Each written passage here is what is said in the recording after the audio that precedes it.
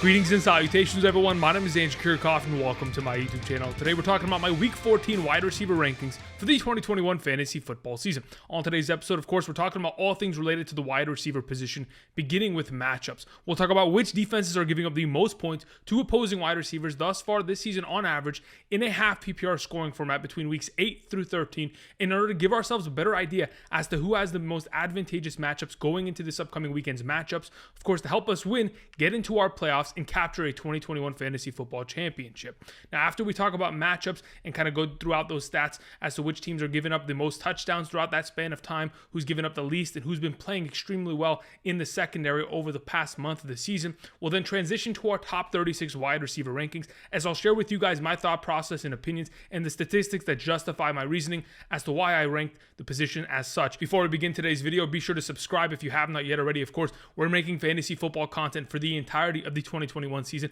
with the singular goal of helping you win a championship. Be sure to click the like button down below. I do appreciate that a lot. Also, check out Underdog Fantasy. Again, there's a link down in the description of the video if you guys haven't checked them out already. Go ahead and travel to their website and participate in the multitude of contests that they have running on a weekly basis, whether it is in the NFL, NHL, NBA. I mean, tomorrow night we have the Thursday night matchup between the Minnesota Vikings and Pittsburgh Steelers. Not only can you draft a team and compete against thousands of others in order to, claim your supremacy across the entire fantasy football landscape, but you could also pick up a couple pick'em slips there, picking over under on given statistics, and maybe 20 times your overall money tomorrow night. There's a lot of fun to be had if you use promo code Andrew today. Again, Underdog Fantasy is willing to match up to $100 of your first deposit. Check that out. The link is down in the description. Again, use promo code Andrew. Thank you very much. All right, let's get into our Week 14 conversation at the wide receiver position, beginning with matchups. As you can see to the left side of the screen, we have weeks 8 through 13 wide receiver stats allowed by respective defenses and how many points they've been giving up on a per weekly average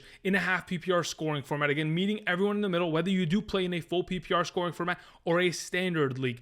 As you can see, the Minnesota Vikings have been the worst secondary in the National Football League as of late. Of course, we saw the performance of Jared Goff completely torch this secondary, whether it was with wide receivers or tight ends, and completely dominated last week. But this hasn't just been a one-week meltdown. This has been a reoccurring event for the Minnesota Vikings, as their secondary really cannot stop anybody. This certainly does bode well for players like a Diontae Johnson, Chase Claypool going into the Thursday matchup. Outside of them, of course, the Houston Texans taking on the Seattle Seahawks. Of course, we want DK Metcalf to get back on track and Tyler Lockett to sustain the success that he has found in the last 3 weeks. The New Orleans Saints giving up a bunch of points with Corey Davis having abdomen surgery out for the rest of the year. This certainly does help out Elijah Moore and Jamison Crowder going forward. We have the New York Jets on the opposite side of that matchup. Again, there aren't that many trustworthy New Orleans Saints receiving options, so we'll just go ahead and kind of opt away from that. But again, not a bad matchup for them. The Jacksonville Jaguars are, of course, giving up a lot of points. If Julio Jones does return this week, he does have himself a pretty good upside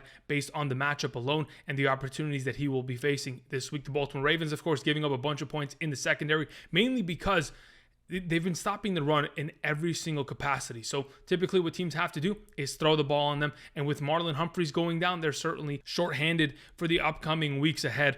This upcoming week, of course, Jarvis Landry will be the best receiver in that matchup. But either way, throwing out some of the better matchups going into this week. While on the other end of the spectrum, the Buffalo Bills, of course, their numbers are going to be slightly skewed in their favor, mainly because the Patriots did not throw more than a handful of passes on Monday Night Football, and that certainly is going to make an overall effect, considering not a single wide receiver in that game caught a total reception for the New England Patriots. Outside of them, of course, the Patriots, Carolina Panthers, Seattle Seahawks, Philadelphia Eagles, Cleveland Browns, they have been some of the better secondaries over the last 6 weeks of the season. So take that as you will. I'm going to go ahead and refer back to these statistics as we progress throughout the video, but like we talked about, now that we're done with Week 14 matchups, let's go ahead and let's talk about our top 36 wide receiver rankings for Week 14 of the 2021 fantasy football season. As we always mention, as you can see above, rankings are subject to change. There is a lot of information that we are not currently privy to, as organizations are keeping it quite secret and not telling us whether or not a player is fully healthy, whether or not they're going to play. We have to wait and see how the practice reports come out and what exactly we see players participating in at practice. Once that is all determined by Friday, of course, we'll get a better idea. But for right now, again, there's a lot of information that is still up in the air. Keep this in mind. Rankings are going to be subject to change on Sunday morning, 8 a.m. to 10 a.m. Pacific Standard Time. I always stream to make sure that I help you guys out set your lineups. Of course, I will have updated rankings for every single position on Sunday mornings. Check that out. Be sure to be there. Otherwise, we should be good to go. All right, let's get into the conversation. Beginning with our number one, we have Cooper Kupp at the wide receiver position. Of course, he currently is the number one wide receiver in fantasy football. And the stat that I wanted to mention, besides the fact that he is an automatic start, is that, of course, he's coming off an incredible performance of 129 yards, a touchdown, 8 catches, 22.9 fantasy points. But currently this season, in the 12 weeks that he has played, he's averaging 21.175 fantasy points per game in a half PPR scoring format. If you pretty much expand that on a 16-game season, Cooper Kupp will have potentially, he's on pace to surpass Randy Moss's 2007 season, in which he had 23 receiving touchdowns and 336 total fantasy points. Cooper Kupp is on pace to get 338 total fantasy points at the wide receiver position.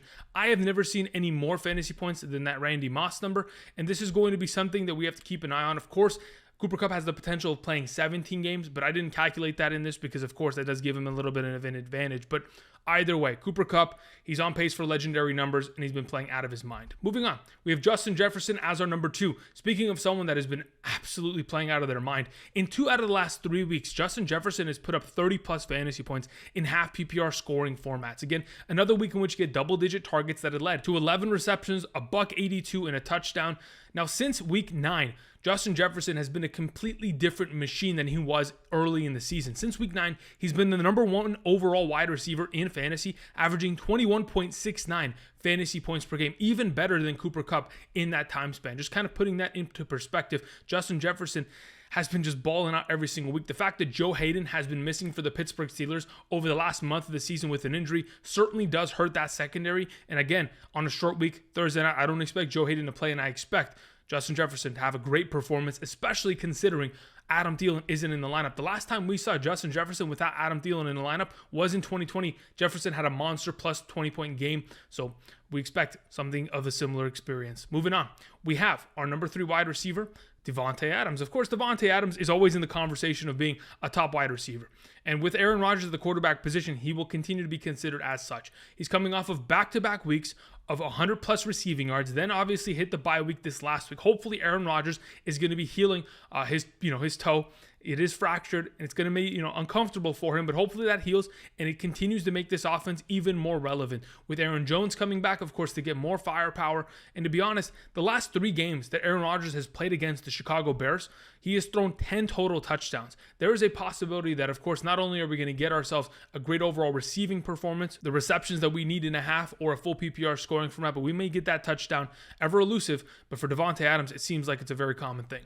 Moving on, Tyreek Hill is our number 4 wide receiver. Now, they take on the Las Vegas Raiders. Typically, the Raiders have been a pretty good secondary this season, mainly because, of course, Casey Hayward coming from the Los Angeles Chargers, really bolstering this secondary and giving them a number 1 cornerback that just completely shuts down wide receivers. Of course, Trayvon Mullen on the other side of the field has played well, but as of this current moment in time, I think of Tyreek Hill, I think of the performance he just had, 2 catches, 22 yards, 3.2 fantasy points, and yes, it's quite disappointing, but the volatility of Tyreek Hill has always guaranteed that we're going to have a couple of these games, but we're also going to have monster games, similar to the last time that they took on the Las Vegas Raiders in week 10 of this season, in which, of course, Tyreek Hill had 24 total fantasy points on 10 targets, 7 catches, 83 yards, and 2 receiving touchdowns. The stat that I wanted to mention, the reason why I have so much confidence in the Kansas City Chiefs receiving core, or receiving options, specifically Tyreek Hill and Travis Kelce this week, is because in the last 7 games that they have played against the Las Vegas Raiders since Patrick Mahomes has taken over the starting position in 2018, this have been the total scores for the Kansas City Chiefs offense. They've scored 41, 35, 32, 40, 28, 35, and 40 points as an offense. That's 35.86 points per game. So, of course, Patrick Mahomes, like he similarly did earlier this season against the Raiders through 5 touchdowns, could end up having himself a monster game and certainly helping out Tyreek Hill's fantasy value.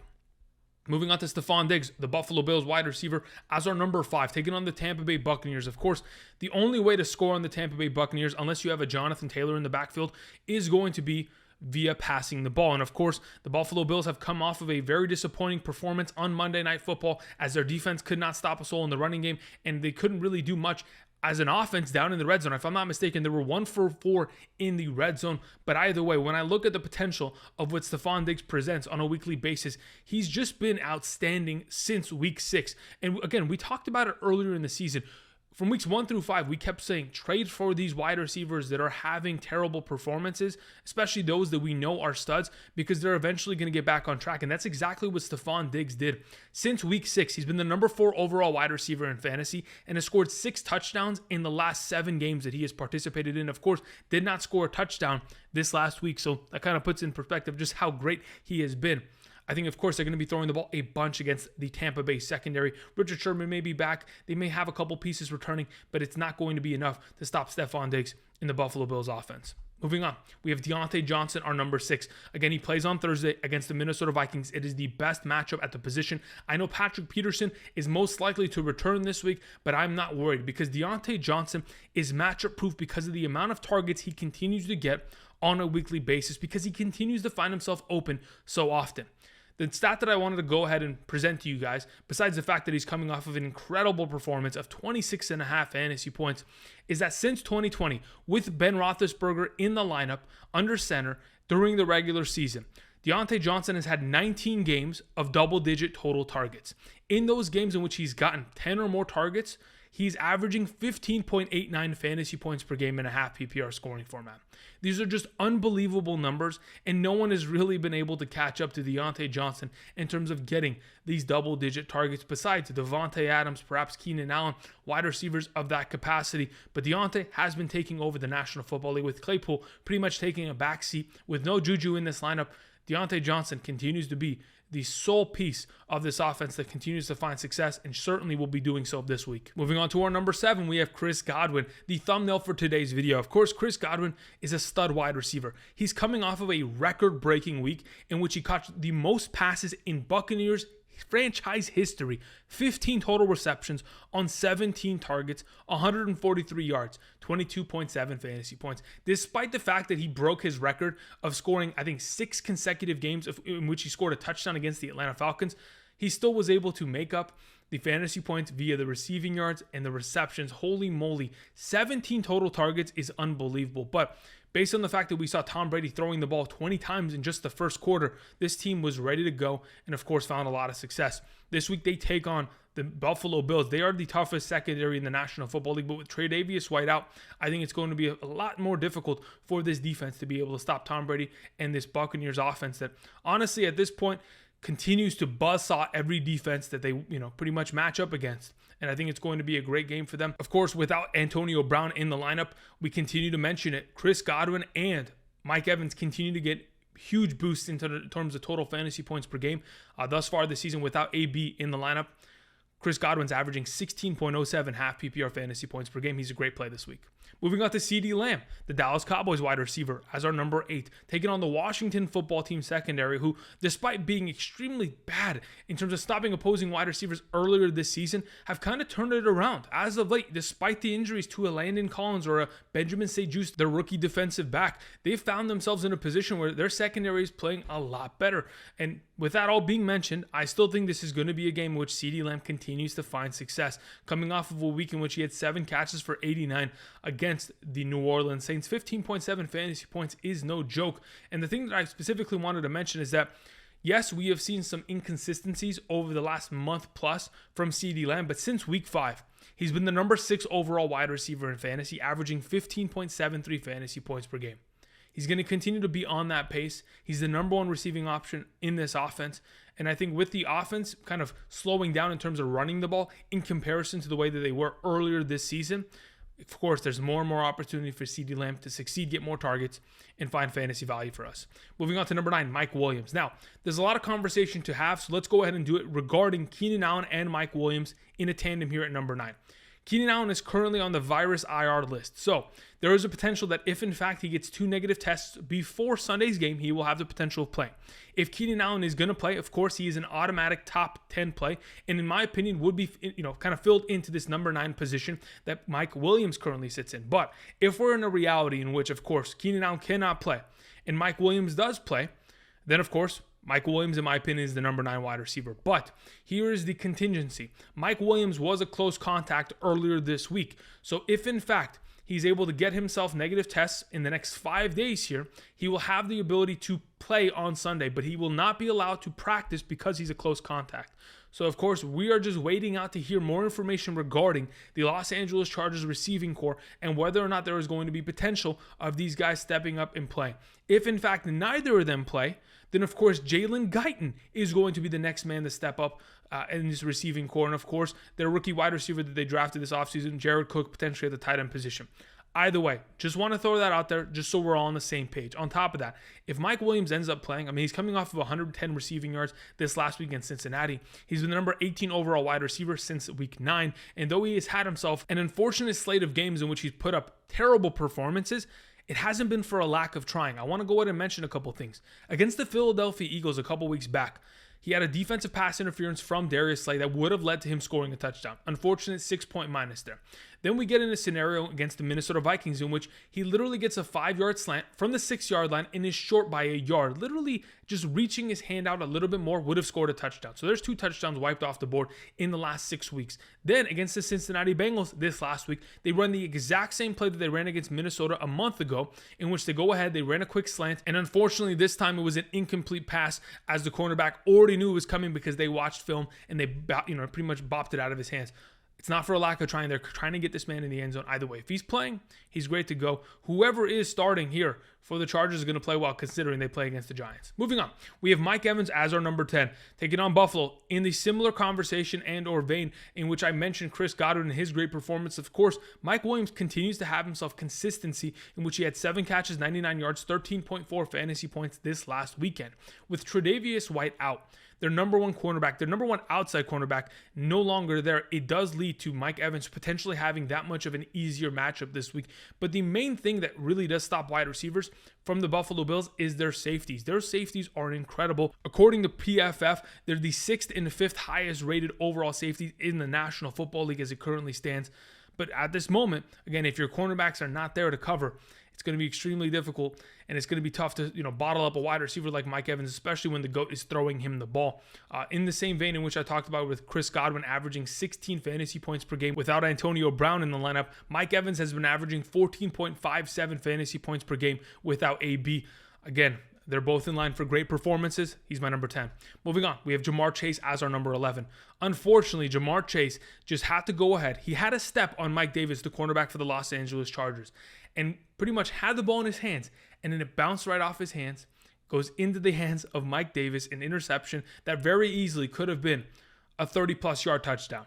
And if you get that onto his stat line, of course, he turns 7.7 fantasy points into 15 plus. And then we have a completely different conversation, probably have him ranked a little bit higher. But as of late, Jamar Chase has kind of been a shell of himself. He hasn't gotten as much opportunity. He hasn't gotten those touchdowns that certainly have pretty much defined him this season, especially early on in the year when T. Higgins was out.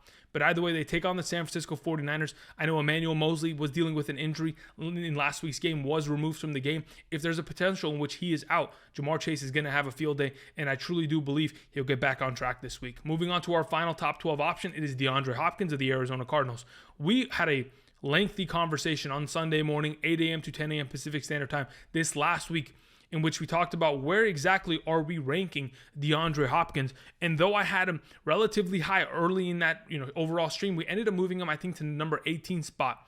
He came into the game on the first drive of the game, scored a touchdown, but outside of that, didn't do anything else. He had one more catch in the third quarter and was completely gone. Now, the question is DeAndre Hopkins healthy? I mean, in my opinion, he is, mainly because he played the most snaps amongst all wide receivers for the Arizona Cardinals last Sunday against the Chicago Bears, 74% of the total snaps, in comparison to Christian Kirk and, of course, AJ Green, who had far less. They were in like the low 60 range. Now, the conversation of topic is whether or not we could trust DeAndre Hopkins against the Los Angeles Rams. In my opinion, anytime you have a stud wide receiver, regardless of what defense it is, I can trust them to get, at least a decent amount of value. And that's what we're hoping for. Is he going to go for 100 yards and a touchdown? Very unlikely, but is he going to be good enough to where you have to start him? I believe so. And that is why I trust DeAndre Hopkins and this Arizona offense, who last time against the Los Angeles Rams put up 37 points. Another great performance should be coming this week from DeAndre Hopkins. Moving on to the wide receiver 2 conversation, beginning with T. Higgins.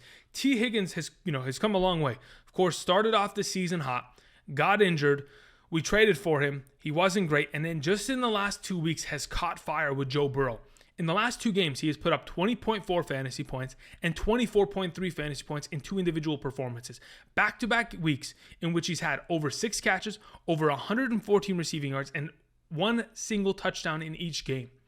I mean, what more can you ask from a guy like T. Higgins, who's coming off of a week in which he had 14 targets? Just a couple weeks back, he had a huge game against the Baltimore Ravens where he had like an insane 15 target performance, but unfortunately was only able to catch, half of those total targets. When he's getting into a situation where Joe Burrow is even more accurate, sending him the ball down in the end zone, he is a deep ball receiver. He is a true number one, but currently he's playing the number two fiddle because of Jamar Chase and because of the fact that he's taking on even lesser secondaries, especially when he's not having to be double covered while Jamar Chase is pulling coverage on the other side of the field, going against the number two corner of each respective team. T. Higgins continues to find value. I know earlier today he did not practice due to his ankle. If he doesn't play, so be it. But if he's in the lineup, I'm excited for his potential this week. Moving on to Tyler Lockett. And we're going to, of course, talk about DK Metcalf. I'm talking about both Seattle Seahawks wide receivers in the same capacity because I truly do think the fact that they take on the Houston Texans is as easy as it gets. We talked about it earlier. The Houston Texans have given up the second most points to opposing wide receivers since week 8. Of course, they're just been giving up a boatload of points. And for wide receivers like DK Metcalf, who needs to get back on track, this is the perfect way to do so with Russell Wilson. And the thing is, a majority of teams that play against the Houston Texans typically just run the ball. Luckily for the Seattle Seahawks and these two wide receivers, they don't have a running game in any sort of capacity. Whether it is Rashad Penny, whether it is Alex Collins, Adrian Peterson, they are not able to effectively run the ball for over 4 yards per carry. It hasn't existed for over the last month.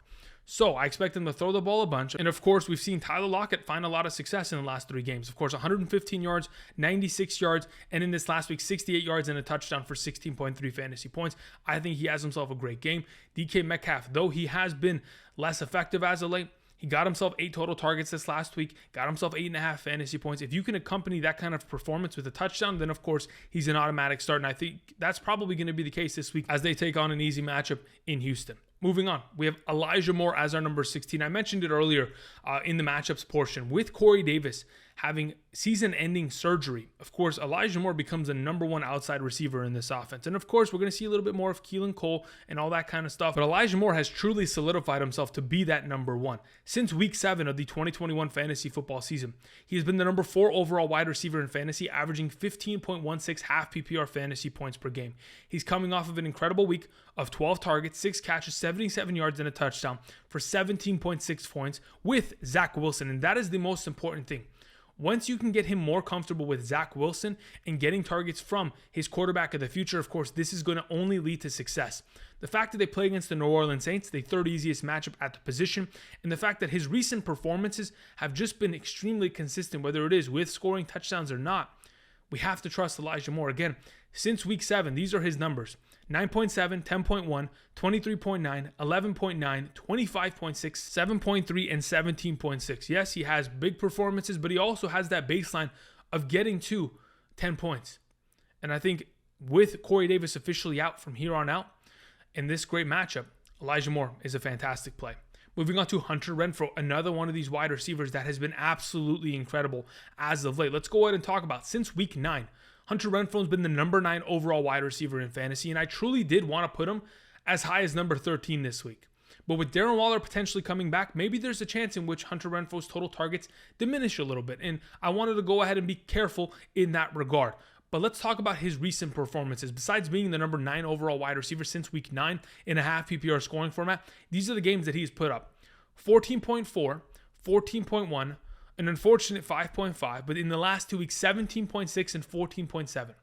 He has been absolutely incredible. And I mean, the last time he took on the Kansas City Chiefs in week 10, like I just mentioned, he put up 14.1 total fantasy points. If he's going to get double-digit targets, if Hunter Renfrow is going to be the main, state of this offense, then by all means, he's in our lineups and he's getting us a great amount of fantasy points.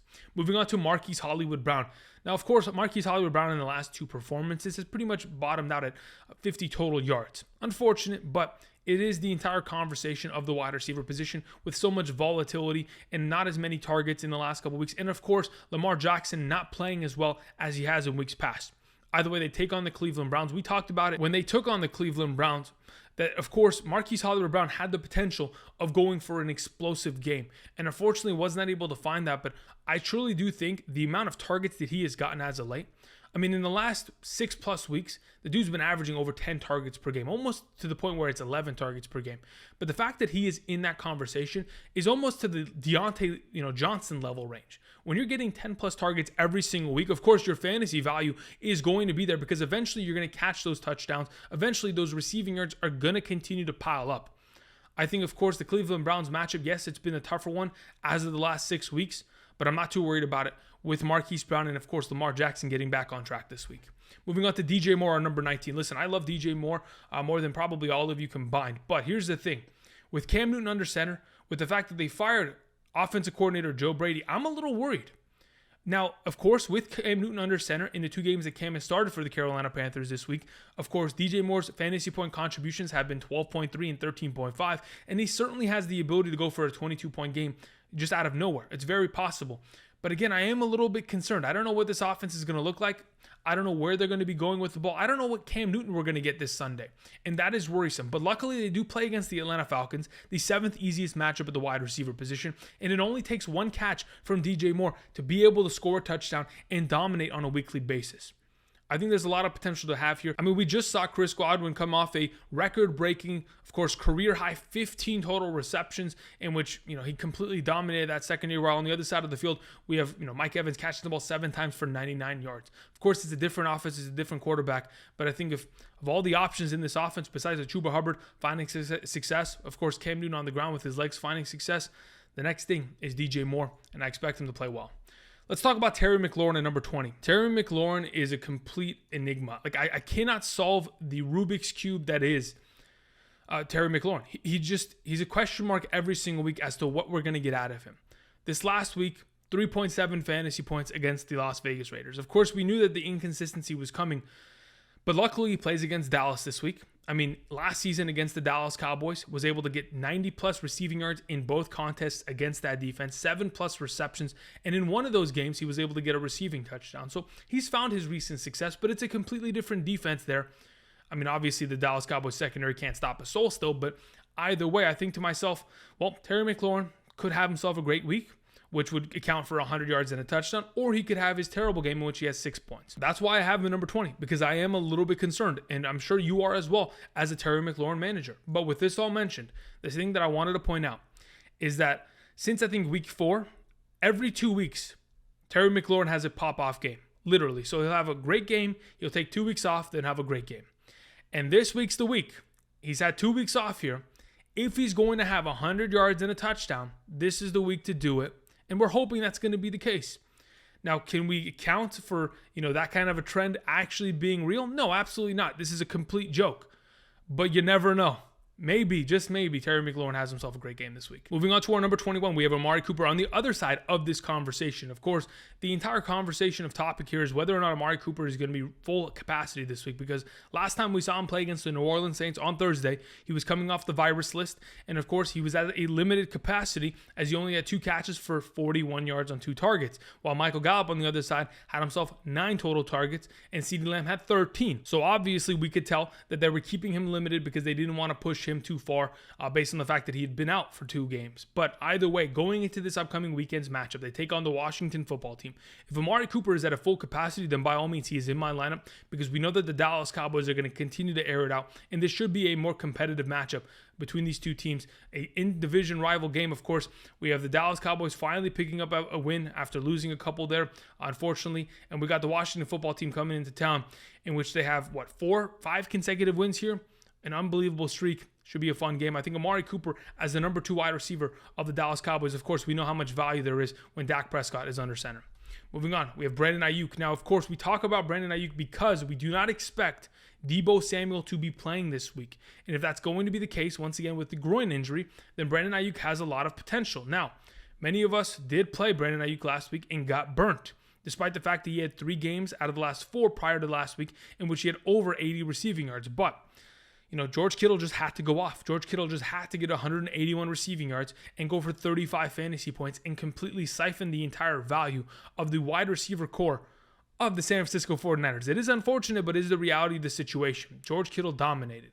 That being said, I think Brandin Aiyuk against Cincinnati should be in a great spot. Besides the fact that Mike Williams went for over 100 yards, Keenan Allen had 2 receiving touchdowns, even Jalen Guyton had 90 receiving yards and a touchdown on 4 total catches. I think the wide receiver core of the 49ers will be asked to step up this week, and Brandin Aiyuk will certainly be able to do so as our number 22. Moving on to Jarvis Landry, our number 23. Currently, as of today, did not practice. Of course, we know that he's been dealing with a knee injury all season long, but hopefully he'll be at full capacity tomorrow and Friday and we'll be good to go because, the last time we saw Jarvis Landry against the Baltimore Ravens, I was extremely hesitant about it. I even came out here and said that I don't trust Baker Mayfield enough to get him the ball. But by all means, he certainly got on the ball. 10 targets, 6 catches, 111 yards, and 12.1 fantasy points in that given week against Baltimore. Now, going into this upcoming weekend's matchup, I think to myself, this is a team in the Cleveland Browns that are coming off of a bye week that should be far more healthier, whether it is at the wide receiver position or at the quarterback position, and should be in a situation where the Baltimore Ravens, they're certainly going to struggle in the secondary without Marlon Humphreys, and Jarvis Landry should be able to get back to his antics of getting a lot of targets and being able to deliver a great fantasy performance. That is hopefully going to be the case this week and picks up exactly where he left off in week 12. Moving on to Darnell Mooney, our number 24. With Allen Robinson returning, it does certainly help out a lot.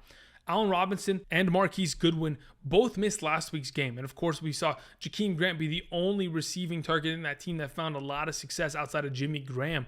But Darnell Mooney pretty much fell to the wayside, only had himself 5 catches for 27 yards. We all know that Darnell Mooney is a receiver that has the ability to catch the ball deep and go for an entire touchdown, but he's also a receiver that catches the ball close to the line of scrimmage, a lot of screen passes, a lot of handoffs out of the backfield that does lead to his success.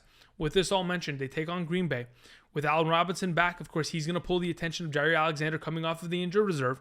And Darnell Mooney, similar to the way that he did against the Green Bay Packers earlier this season, will find success and hopefully score a touchdown for us in double-digit fantasy points. Moving on to the wide receiver 3 conversation, starting off with Jerry Jeudy. Jerry Jeudy is the only wide receiver in this offense that I trust. Courtland Sutton and Tim Patrick have fallen off, horribly.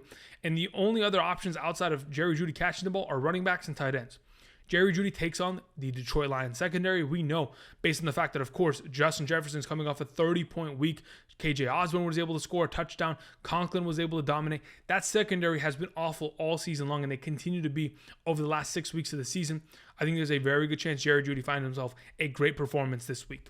Moving on to Russell Gage. Again, we talked about him in the waiver wire episode to go ahead and pick him up because he has been on fire as of late, coming off of back-to-back weeks of 15-plus fantasy points. This last week, 11 catches for 130.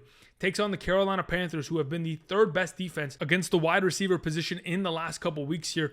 But a thing that we have to notice is that Diontae Jackson, their star cornerback, is out. He's on the injured reserve. Of course, Stephon Gilmore, he was initially playing the role of the slot corner, and often they were moving him around covering tight ends.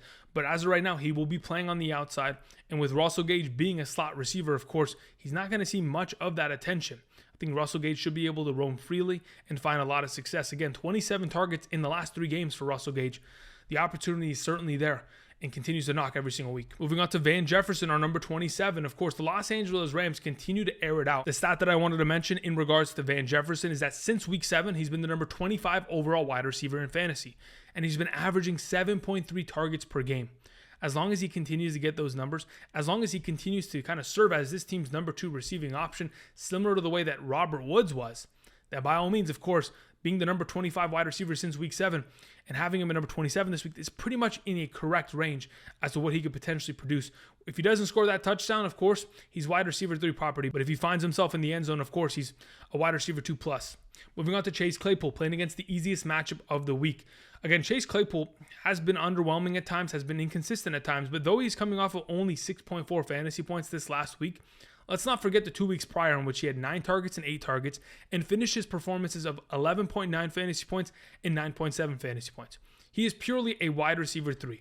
Certainly he has upside, but he hasn't scored a touchdown in, I don't even remember the last time he scored a touchdown. I think it was against, I don't even remember. Exactly. So the entire conversation here is whether or not we can trust the Chase Claypool, and I think we can. When you're playing against a secondary like the Minnesota Vikings, it's certainly going to be an easier one to be able to take advantage of them. I think Chase Claypool, he does have a couple opportunities here and there to make big plays when Big Ben Roethlisberger looks in his direction. But outside of that, the opportunities are extremely limited in comparison to last year. Moving on to OBJ, Odell Beckham Jr. as our number 29. Again, if this man continues to score touchdowns the same way that Van Jefferson has over the last couple weeks, then of course he's going to be started every single game. In my opinion, if his target counts aren't in that 7 to 10 range, he's certainly going to be a lesser player every week. But when they're starting to throw him the ball down in the red zone and find more confidence with him, of course he's been dealing with an injury, was limited all of last week, decided to play regardless. I think the chemistry just continues to build every single week. He continues to get better.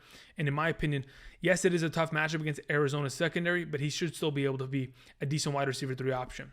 Moving on to Brandin Cooks against the Seattle Seahawks this week. We do not know who's going to be the starting quarterback of the Houston Texans, but my anticipation is that it's going to be Davis Mills, with, of course, Tyrod Taylor dealing with an injury, and this team most likely looking towards the future and trying to see if Davis Mills is a guy that they want to have on roster, or potentially just move on from him and draft another quarterback in the offseason.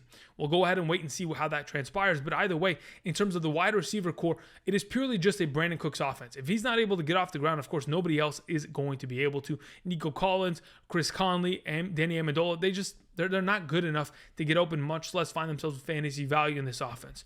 So the conversation currently sits around, if Davis Mills is going to be the starting quarterback, I'm more confident in Brandin Cooks, and that's why I have him at 30 right now. With Tyrod Taylor, I'm a little bit less confident. But with Davis Mills at quarterback, we've seen earlier this year, Brandin Cooks is very capable of getting 8 to 10 targets per game when he's under center, because that's literally the only wide receiver that he looks at. Moving on to number 31, Michael Gallup, who has found himself enough value as a wide receiver 3 to consistently be started on a weekly basis in majority of our leagues, coming off of another great performance of a scoring touchdown, of course, down on the red zone, an incredible catch in the back corner, 12.1 fantasy points, taking on the Washington football team. If, in fact, the Dallas Cowboys are going to be in a situation where they're not able to run the ball, of course, they're going to have to air it out, and I expect Michael Gallup to be a huge proponent of the offense, as he has been in the last couple of weeks, and has found more and more of a kind of working role in this offense, despite the fact that they don't run too many 3 wide receiver sets. They're getting back into that right now. Moving on to Julio Jones at number 32. Again, I'm going to put Julio Jones in an Atlanta Falcons uniform, because that's the Julio Jones that I want to spawn on Sunday. I want that man to get on the field and put forth a 15-plus point fantasy performance. But, I'm dreaming, perhaps. And I get it, but he does play against Jacksonville. It's the 5th easiest matchup at the wide receiver position. Julio Jones is currently on the injured reserve, but he is designated to return. He's week to week according to the team. But if he plays this week, by all means, I'm excited about his potential. Moving on to Marquez Valdes-Scantling, wide receiver of the Green Bay Packers. As of right now, in the last 2 games that we have seen MVS, he has had 10 and 9 targets. As long as this man continues to get 10 and 9 targets per game, a couple dedicated passes deep down the field, as a deep ball threat, he could very easily either put up 6 points or 16 points on any given week, and that's what we're hoping for. We're hoping for upside against the Chicago Bears. There's certainly a possibility in which MVS is unlocked and finds himself great value. Moving on to Jamison Crowder, like I mentioned earlier, with Corey Davis out for the rest of the season, the next wide receiver has to step up, and in my opinion, it's going to continue to be Jamison Crowder as the number 2 safety blanket option for Zach Wilson, who continues to try to just check it down. He doesn't really target his respective running backs, but he continues to get a guy like Jamison Crowder more and more involved every single week, which is very exciting for those of us who are in need of a wide receiver prospect to start this week. Moving on to KJ Osborn, playing on Thursday night. Again, I think Osborn really does have the ability to step up in this Adam Thielen role and get a wide variety of targets being sent in his direction. I don't expect KJ Osborn to be playing the slot receiver position, but I don't expect this offense to be running 3 wide receiver sets either. They're going to run a lot of personnel in which they have either 2 backs, a fullback and a running back, 2 tight ends and a singular running back, but a lot of 2 wide receiver sets in which, of course, Osborn and Justin Jefferson will be flanked on the other side of the field. I think as long as Justin Jefferson continues to pull coverage in his direction, of course, KJ Osborn has the ability to be a great overall fantasy play. Our final option for this week is Amon-Ra St. Brown.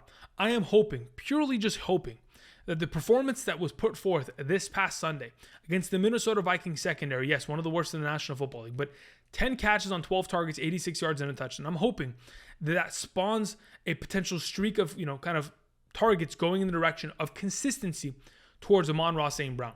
That's all you need at the wide receiver position. That's really all you need in fantasy football. Opportunity leads to success.